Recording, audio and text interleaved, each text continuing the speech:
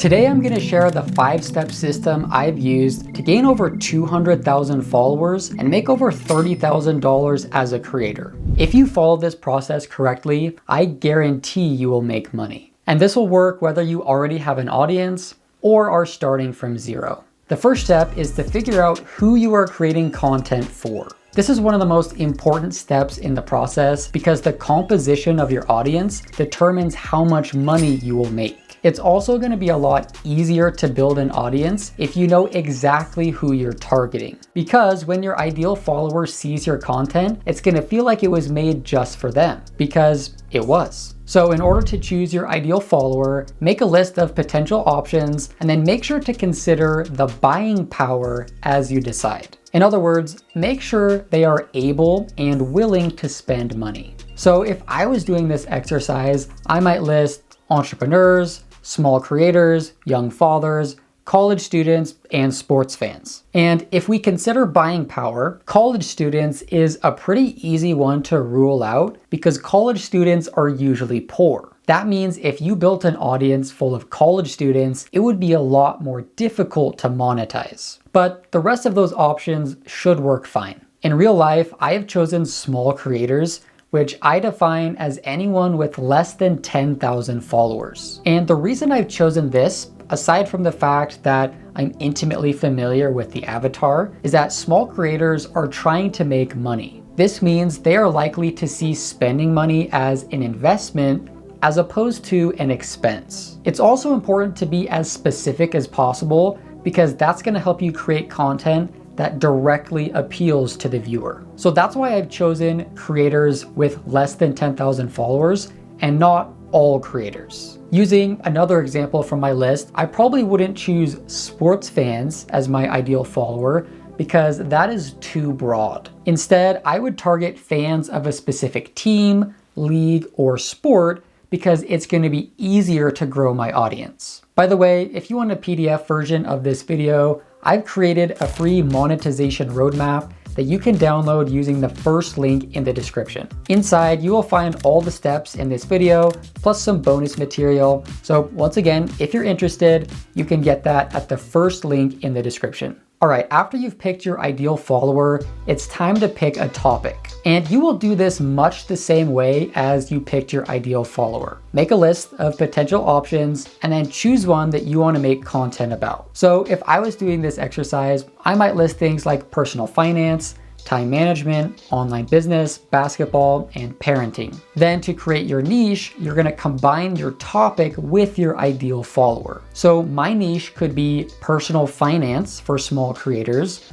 or time management for small creators. But ultimately, I've chosen online business for small creators. Specifically, I help small creators make their first dollar on social media. Having a clear idea of who you create content for and what you create content about is going to make it a lot easier to grow and monetize. All right, now you have your niche idea, but before you run off and start creating content, we first need to validate your niche idea. If you skip this step, you run the risk of picking an unprofitable niche and wasting a ton of time. Trust me, I've made this mistake more times than I care to admit, and it's not a fun problem to have. The first way you validate your niche is by checking its growth potential. In other words, looking for other creators who are already succeeding in your niche. You may think competition is a bad thing, but in reality, it just means someone else has already done the hard work of validating your niche idea for you. Yes, some niches are more competitive than others,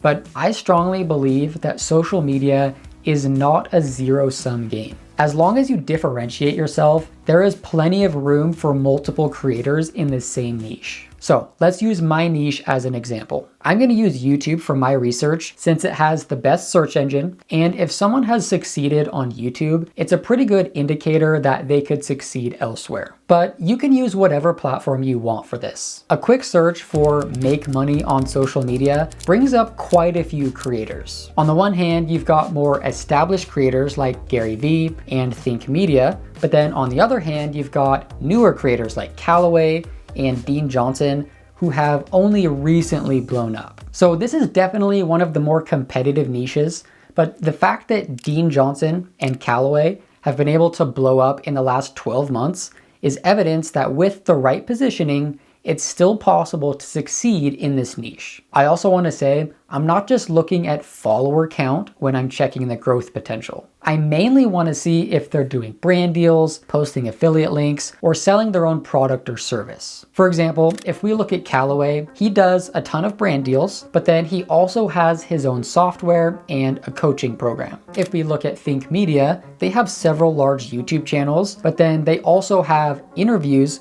with people who have succeeded by using their program. So remember, the goal of this exercise is to make sure that the creators in our niche are already making money so that we don't waste our time. All right, then the second part of validating your niche is making sure it's evergreen. In other words, you want to make sure your niche will still be relevant in the future. And to do this, you want to check both your ideal follower and your topic. So if we look at me as an example, my ideal follower is small creators. Can I say with certainty that small creators will still be relevant in a year? Yes. What about in 5 years? I think so. And beyond that? Well, this one is a little bit more murky because of technologies such as AI. But if you think about it, there have always been creators even before social media. Whether it's musicians, artists, actors, or authors, humans have always had an innate desire to create.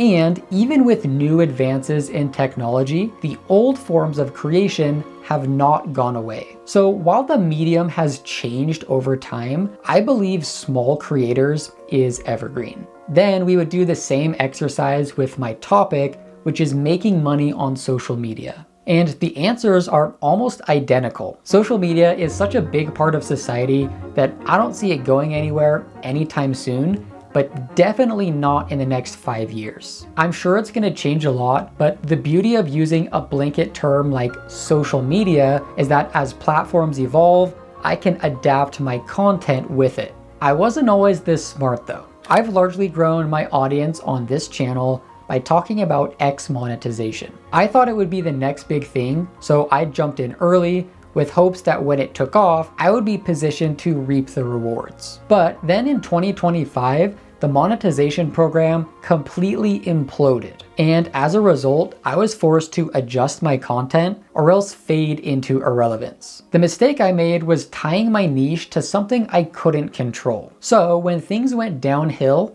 there was nothing I could do about it. TikTok is another good example of this. Imagine you had built an audience by sharing TikTok growth tips, and then TikTok got banned. Overnight, your niche would pretty much be cooked. So that's what I mean by evergreen. Make sure you've chosen a niche that will stand the test of time. All right, we've spent a lot of time talking about niche, but that's because it's so crucial to get it right. If I had been better at picking a niche, I would have made a lot more money. So that's why I put so much emphasis on getting it right. All right, after you validated your niche, it's time to pick a platform. You may have already decided this, but if you haven't, here are 3 things to consider. First, what platform does your ideal follower prefer? If you go through all the effort of validating your niche and then you pick a platform that your ideal follower doesn't use, that is a tremendous waste of time. For example, if you create content that is directed towards teenagers,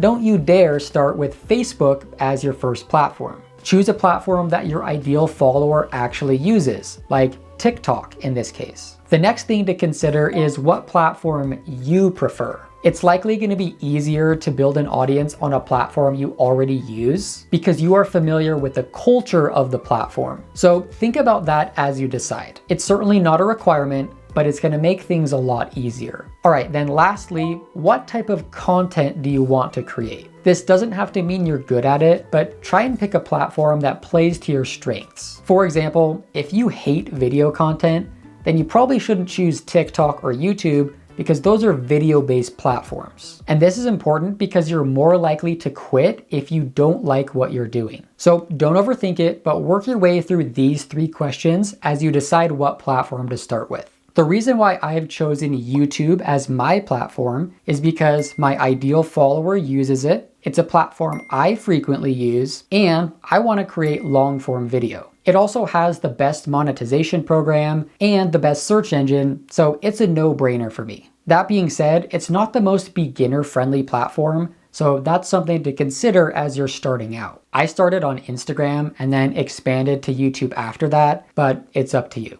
All right, once you've picked a platform, this is where the fun begins. The way you build an audience is by creating content that attracts your ideal follower. And the reason this works is because that's how algorithms work. They analyze user behaviors such as likes, comments, and shares, and then use that to predict what a user is gonna like next. So if I'm creating content for small creators that helps them make money on social media, if someone engages with my content, the algorithm is gonna make note of that. Then next time I post, it's gonna show them my newest post. But if my newest post is completely unrelated to the first one, not only is that gonna confuse the algorithm, it's also gonna turn off the viewer, and they're gonna be less likely to interact with my content in the future. So in order to build my audience, I need to repeatedly create content for the same ideal follower on the same topic. And the growth is likely gonna happen slowly at first, but as you stay consistent, things will pick up and slowly start to gain momentum. And at that point, it just becomes a game of maintaining the momentum, which you do by consistently providing the value that people followed you for. Now, some creators have a hard time with the word value, but it's actually really simple. People follow you for a reason. If they keep getting what they followed you for, they will keep following you. But if you frequently post stuff they didn't follow you for, then you risk losing them. For example, one of my favorite creators is Alex Hormozi. I follow Alex for his business frameworks and his mindset content. If Alex was to start posting TikTok dances,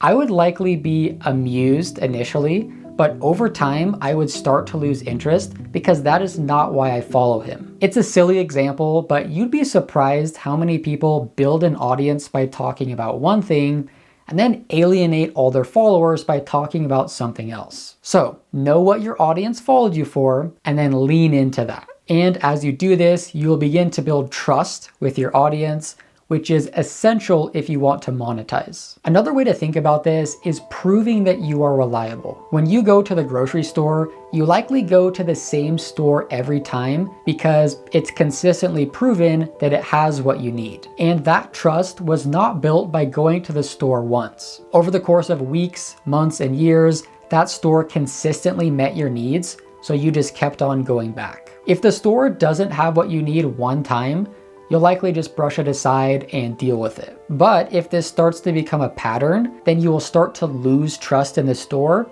and then eventually you'll start going to a different store. This same principle applies to your content, just like with the example about Alex Hormozi. All right, once you have an audience who trusts you, it's time to start thinking about making money. In my view, there are 6 main ways to monetize. You've got affiliate sales, where you share a link and are paid a commission for any sales you drive. Brand deals and sponsorships, where a company pays you a flat fee in exchange for promoting their product. Native monetization features such as ad revenue, tips, and subscriptions, where a platform pays you directly. White labeling or drop shipping, where you put your branding on an existing product such as a hat or shirt. Equity and revenue sharing, where you get ownership in exchange for promoting a company. And then lastly, your own products and services. If you are an entertainment creator, you will likely start at the top here and then slowly work your way down through the methods. However, if you are an educational creator, you will likely start at the top